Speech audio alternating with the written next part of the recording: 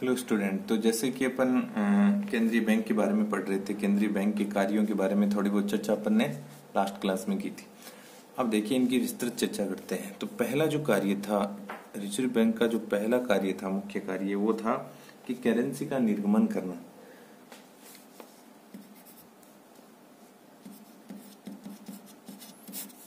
Currency निर्गमन, currency निर्गमन मतलब नए नोट छापना। देखो जितनी भी करेंसी है वो सारी की सारी रिजर्व बैंक के द्वारा ही जारी की जाती है। तो रिजर्व बैंक को ये अधिकार दिए गए हैं कि भाई आप जो भी करेंसी की अपन को जरूरत पड़े तो उस करेंसी को वो अपनी जो जितनी प्रेस मशीनें हैं उनकी, तो वहां उनके द्वारा छाप सकता है। अब देखो पहले क्या होता था, ये जो व्यवस्था है ये 1956 में थोड़ी बदली थी। 1956 से पहले जो नोट छापना है, देखो नोट छापने में भी क्या किया जाता है। पहले क्या होता था कि सरकारों का इतना स्थायित्व नहीं था, हमारी अर्थव्यवस्था इतनी मजबूत नहीं थी। तो क्या होता था, जब भारत आजाद हुआ था 1947 में, तो उस समय नई नई सरकार थी, अर्थव्यवस्था का स्तर बहुत अच्छा नहीं था और दूसरे देशों के साथ में बहुत अच्छे संबंध भी नहीं थे क्योंकि भारत एक उपनिवेश था। तो देखो उस समय क्या हुआ, उस समय जब रिजर्व बैंक, भारत आजाद होने के बाद में रिजर्व बैंक पहले क्या करता था, जो करेंसी का निर्गमन है, जो नोट छापने का कार्य है, वो करता था आनुपातिक कोष प्रणाली पर। अनुपातिक कोष प्रणाली मतलब, अनुपातिक कोष प्रणाली का क्या मतलब है यहाँ? अनुपातिक कोष प्रणाली का मतलब है कि जिस अनुपात में वो नए नोट छापता था उसी अनुपात में, जैसे बहुमूल्य धातु है, जैसे सोना है, तो सोना क्या रखा जाता था, रिजर्व बैंक के पास में स्टोर किया जाता था या गिरवी के रूप में रखा जाता था। अर्थात वो सोने के मूल्य के बराबर ही क्या करती थी, करेंसी जारी करती थी या नोट छापती थी। ठीक है, तो ये व्यवस्था इसलिए थी क्योंकि अर्थव्यवस्था में बहुत ज्यादा विश्वास नहीं था। कभी भी ये हो सकता था कि हमारी अर्थव्यवस्था कोलैप्स कर सकती है, डाउन हो सकती है। तो इस वजह से अपनी जो मुद्रा है वो वैधानिक बनी रहे, उसके मूल्य के बराबर हमारे पास क्या पड़ा है, सोना पड़ा है। फिर क्या हुआ भाई, अब एक सीमा तक ही आप क्या कर सकते हो, बहुमूल्य धातु है तो उपलब्धता बहुत कम है, तो एक सीमा तक तो आप सोना रख सकते हो। उसके बाद में आपके पास रखने के लिए सोना नहीं होता है। जिस अनुपात में आपको नोट छापने होते हैं, या फिर आपके जो नोट छापने हैं उसकी गति बहुत क्या हो जाती है, कम हो जाती है। तो उसको देखते हुए फिर क्या किया गया, 1956 में आनुपातिक कोष प्रणाली के स्थान पर न्यूनतम कोष प्रणाली, न्यूनतम कोष प्रणाली, अर्थात न्यूनतम कोष प्रणाली का मतलब क्या है कि इस प्रणाली में क्या होता है कि जैसे कि एक सीमा बना दी 200 करोड़ रुपए, 200 करोड़ रुपए का एक फंड होगा और उसमें क्या होगा, 115 करोड़ रुपए का तो गोल्ड होगा और बाकी के 85 जो करोड़ हैं उसकी होंगी विदेशी प्रतिभूतियां। विदेशी प्रतिभूतियां ये रिजर्व बैंक क्या करता है, अपने पास रिजर्व के रूप में रखता है। 200 करोड़ रुपए, उसमें से 115 करोड़ रुपए का गोल्ड और सोना और 85 करोड़ रुपए, 85 करोड़ रुपए की विदेशी प्रतिभूतियां अपने पास रिजर्व में रखता है। अब न्यूनतम कोष हो गया ये, इसके बाद में वो जितने चाहे उतने क्या कर सकता है, नोट छाप सकता है। ठीक है, तो इस आधार पे फिर क्या करते, देखो ये प्रणाली अब वर्तमान समय में चलन में है और इसी आधार पे क्या किए जा रहे हैं, नोटों को छापा जा रहा है, या जो नोट निर्गमन का कार्य है रिजर्व बैंक के द्वारा वो किया जा रहा है। ठीक है, ये तो हो गया पहला कार्य, मुख्य कार्य। जो दूसरा जो कार्य है, दूसरा कार्य है बैंकों का बैंक एवं नियंत्रणकर्ता। बैंकों का बैंक एवं नियंत्रणकर्ता। देखो बैंकों का बैंक का मतलब क्या है कि बैंकों के लिए अंतिम रूप से बैंक का कार्य करने वाला आरबीआई है। आरबीआई उनके लिए बैंक के रूप में कार्य करता है, अर्थात बैंक के अपना जो लास्ट सोर्स है जहां से ऋण ले सकते हैं वो है आरबीआई। तो बैंकों के लिए क्या हो गया, बैंक हो गया। और साथ ही साथ उनका जो नियंत्रण है, उनका जो क्रियान्वयन कार्य है, उनकी जो नीतियां हैं, उन पे नियंत्रण का कार्य भी किसके द्वारा किया जाता है, आरबीआई के द्वारा ही किया जाता है। समय समय पर जो दिशा निर्देश दिए जाते हैं उनकी पालना सही ढंग से हो रही है या नहीं हो रही है, जो ग्राहकों के हित के जो बैंकिंग कार्य हैं उनको सही ढंग से रेगुलेट करना है, उनको सही ढंग से बैंक लागू कर रहे हैं या नहीं कर रहे हैं, ये सारी बातें हैं। इनको कौन देखता है? आरबीआई समय समय पर मॉनिटरिंग करता है, किसकी? व्यापारिक बैंकों की। और इसके द्वारा ये पता लगाता है कि बैंकें जो बैंकिंग जो अधिनियम है उसके तहत ही कार्य कर रहे हैं या नहीं कर रहे हैं। कोई भी विवाद होता है उसका जो निपटान होता है वो भी अंतिम रूप से आरबीआई के पास ही किया जाता है। ये सारे कार्य हैं, ये कौन करता है? आरबीआई ही करता है।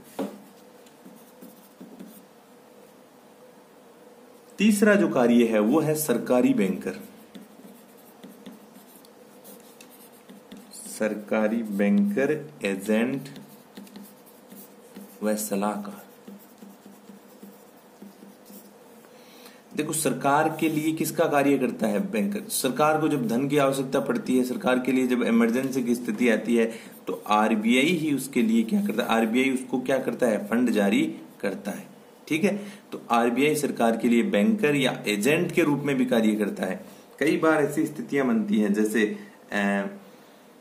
कई बार जैसे विदेशी जो बैंक हैं या विदेशी जो सरकारें हैं उनके लिए एजेंट के रूप में भी सरकार के आरबीआई कार्य करता है। एवं सलाहकार, जो हमारी विकास दर है, आर्थिक विकास है, उसकी जो नीतियां हैं उसको बनाने में हमारा जो फाइनेंस डिपार्टमेंट है उसको समय समय पर आरबीआई के द्वारा सलाह दी जाती है। या हमारा जो अपन कहे जब बजट का निर्माण है तो उस बजट के निर्माण से पहले भी आरबीआई से सलाह दी जाती है किस प्रकार हमारा बजट बनाया जाए देश का, जिससे आर्थिक विकास का स्तर क्या हो? सुदृढ़ हो, मजबूत हो, बढ़ता रहे। तो इस प्रकार जो आर्थिक नीतियां बनाने में आरबीआई क्या करता है? सरकार के लिए एक सलाहकार का कार्य भी करता है। ठीक है, अगला जो कार्य है वो है अंतर्राष्ट्रीय विनिमय कोषों का संरक्षक। अंतर्राष्ट्रीय विनिमय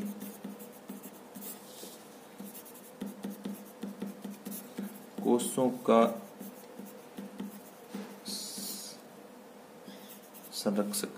देखो, अंतर्राष्ट्रीय जो विनिमय कोष हैं, जैसे हमारी मुद्रा जब दूसरी मुद्रा में चेंज की जाती है तो जो मुद्रा भंडार है, हमारा जो विदेशी मुद्रा भंडार है और हमारी जो मुद्रा है उसका जो विनिमय है उसकी दर स्थिर बनी रहे, विदेशी मुद्रा भंडार हमारा बढ़ता रहे, ये सारे के सारे जो कार्य हैं वो भी कौन करता है? आरबीआई के तहत ही आते हैं। ये जो कोष होते हैं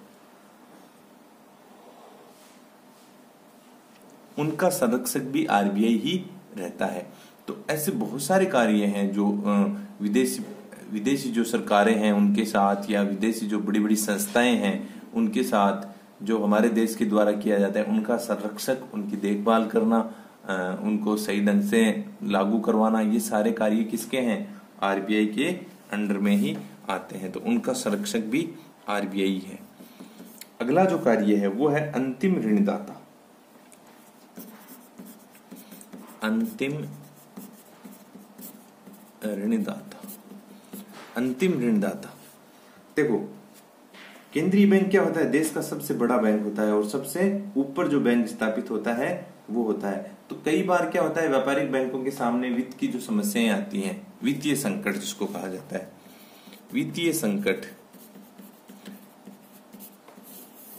वित्तीय संकट की जो स्थिति होती है उस स्थिति में क्या होता है, कई बार पिछले दिनों किसी एक बैंक के बारे में आया था कि उस बैंक में जो भी खाता धारक थे तो वहां कुछ अनियमितताएं पाई गई। तो उन अनियमितताओं को देखते हुए आरबीआई ने क्या कर लिया? उस बैंक को अपने अधीन कर लिया, अर्थात उसका जो रेगुलेटरिंग का कार्य है वो आरबीआई के द्वारा किया जाने लगा।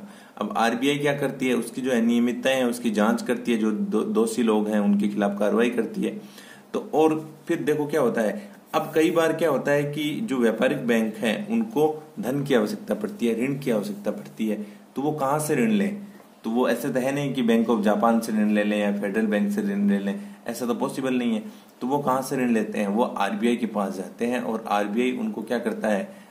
ऋण की सुविधा उपलब्ध करवाता है, उनके लिए धन की व्यवस्था करता है। तो हमारे जितने भी व्यापारिक बैंक हैं उनके लिए आरबीआई अंतिम ऋणदाता का भी कार्य करता है। ठीक है। अगला जो कार्य है वो है केंद्रीय समाशोधन।